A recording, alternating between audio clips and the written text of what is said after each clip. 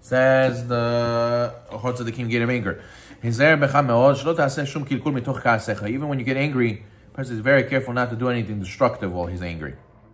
As the sages say, because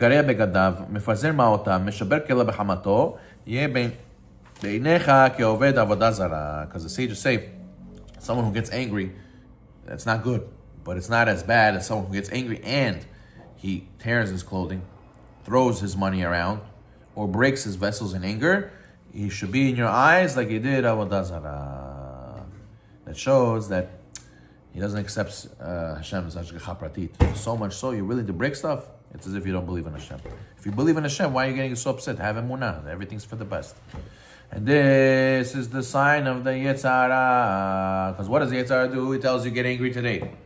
Then do this Avera tomorrow. And then eventually it leads to where? Eventually he tells you to do Avodah Zarah. How does that happen? What is the connection getting angry to do Avodah Zarah?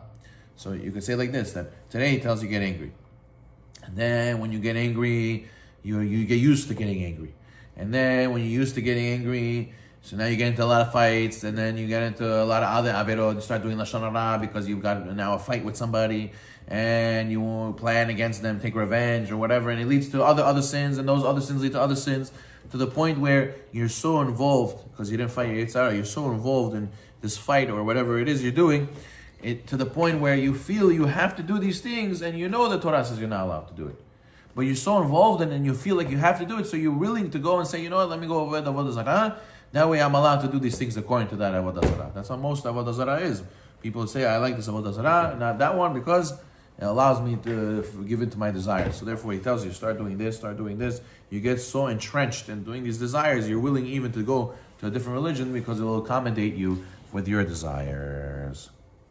So he tells you today do this, and tomorrow go do Avodah Zarah. What does it say in the pasuk? Lo yerecha el zar. In Tehillim it says, do not have inside of you a strange god. So it shouldn't say inside of you. It should say you shouldn't have in your house, or you shouldn't have around you. Why say lo yebecha? Inside of you, yes. There's sometimes you allow the anger inside of you to become like God. You become like you are God. Like how could it be? Somebody did something against me. How could it be? It didn't go according to my plan. I'm God. What do you mean?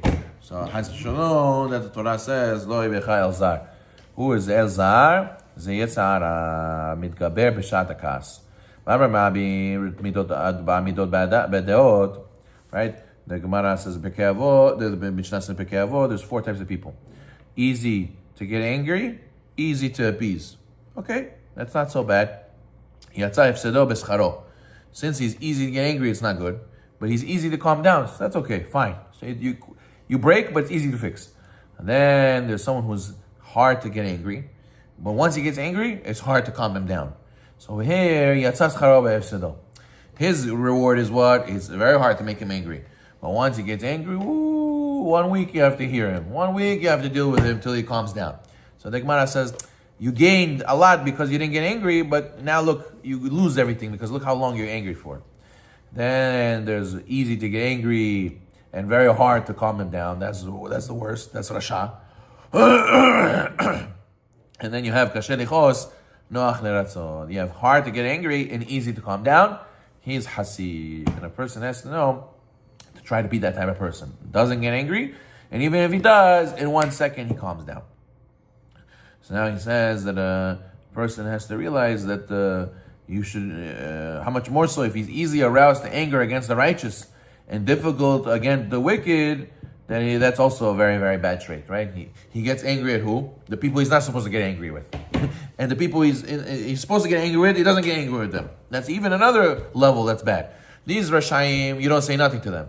The Tzadikim, oh yeah, look at these religious people, look how they behave. You should be embarrassed yourself. Where's your derech eretz? This is what religion. See, I told you, look, if you come in religion, you go to yeshiva, look how you come out. Well, there's no point, but it's a brachala batala, right?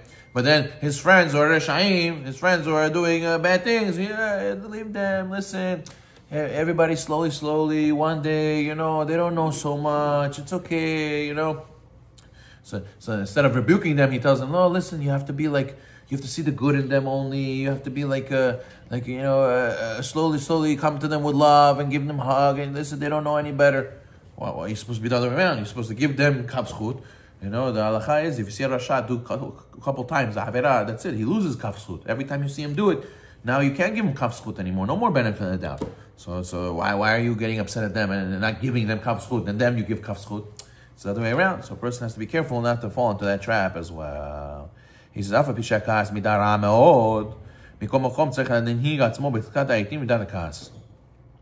it's a bad trait to be angry, sometimes you have to be angry. To go give rebuke to the wicked. But rebuke to the wicked doesn't mean you're really angry. It means you're showing anger. That's what it means. He says, you're not allowed to ever really be angry. Even when you're doing mitzvah, how can you do mitzvah with anger? The mitzvah is a holy thing. You're trying to do mitzvah. So you have to pretend. You have to show like you're angry, like you're disgusted by what he's doing. But you can't really be angry. And then he says, your family members, same thing with your house. Let's say your house, the kid is lazy to get up to school. You tell him, listen, you gotta get up in the morning. Yeah, I know. And he turns over, he goes back to bed. Next day, same thing. Rabbi, every day, I tell him, and 1,000 times I tell him, Storas, I tell him to get up. So listen, you gotta show him a little bit you're angry. You gotta wake him up. You gotta say, hey, it's enough. What do you think? This is a hotel? You can come do whatever you want here. Go late to school. I have to pay for all your bills, and you can do whatever you want here. What is this? I'm your father. You have to listen to me. Finish. Enough. So he's gonna see your father like, I'm serious. He's gonna take it serious. And you see, if you would have never got angry like this, so you never would have taken it serious. You would never would change. Sometimes he needs a push. Everybody needs a push here and there to go and wake them up and make them serious. You teach it straight to your son also. That's not to his son. Yeah. But a lot of people, they do is they're machmir in this. They show their anger because they know they need to make their son tough and need to be, push themselves, and you can't be like a lazy bum. But at the same time, the kids, they're so sensitive today. Oh, why you hate me? Why are you so mean to me? Why are you so rough to me? You don't understand me. I have feelings. And then they resent and they get far away from the parent. And so that's why you have to have both hands, the right and the left. Yes, when they need to wake up, you need to be tough with them if they don't listen. But after everything's finished, you need to come and you need to make them massage. You gotta tell them, listen, I love you, I'm proud of you. Look, you went to school, you had a good day, you listened to your Abba, you deserve a prize, I love you, you're the best, you make me proud, I love you. Well, what do people do? They go and they tell their son, where's your brain? Mine is. You're an idiot. What's wrong with you? You don't think. Oh, you're a lazy bum. What's going to be from your life? You're going to be nothing. You're going to be a loser. All these things. And you tell the father, well, how are you talking to him like this? What do you mean? I got to be tough with him. I want him to become something. If I didn't care about him, I would say nothing to him. It means I care about him. I said, that's what you see. But he doesn't see like that. He says, really? I said, yeah, go ask him. Let's go ask him. Here, I'll show you what he says. When I talk to him about you, look what he says. He said, no, my father, he hates me. He always puts me down. He calls me tupoy. He calls me this. He doesn't like me. I don't know what I did to him. The father says, yeah, really? He thinks about that? He said, yeah, I didn't know. I thought he will appreciate that I'm caring about him, pushing him. He says, no, you're only giving one side. You have to give the other side also. You have to bring close. You have to bring close. It's a tango. It's two. You push away, bring close. Push away, bring close. So a person is only machmir on one, he doesn't machmir the other, it's a problem. Then the kid becomes messed up. So therefore he says, when a person gets angry with oseh averot, ishkol ka'aso. You have to be careful not to be overly angry with the people who do sins. You have to weigh the extent of your anger. Look what happened to Moshe Rabbeinu. It says, Reuven vegad, tarbut anashim hatayim. So what happened? As Chazal tell us that he got angry to the children of Reuven God because they wanted to live on the other side of the Jordan River. He said, you are a society of sinful men. Right? He called them that because out of anger. Chazal say, because he said that, ended up being, his descendant became a priest of idols. What does that mean? We learned in Sefer Shoftim that what? That his grandson became the priest for Pesel Micha. Right? That's what we learned. Moshe Rabbeinu's grandson became a priest for Avodah Zarah. Why? Because he got angry at Bnei Gad, Bnei Reuven, even though even though Orchot Tzadikim says, even though he got angry for the sake of heaven, the way he spoke to them was too much, and then he got punished for this. They went back on him, that instead of calling them sinful people, his grandson became a sinful person. So therefore everything has to be in the proper measure. So just because a person is a sinner and you're allowed to get angry at him, doesn't mean you're allowed to unleash whatever anger you want. It has to make sense and has to be with a Shem Shamayim. Even when he does it with anger, it has to be done not too much.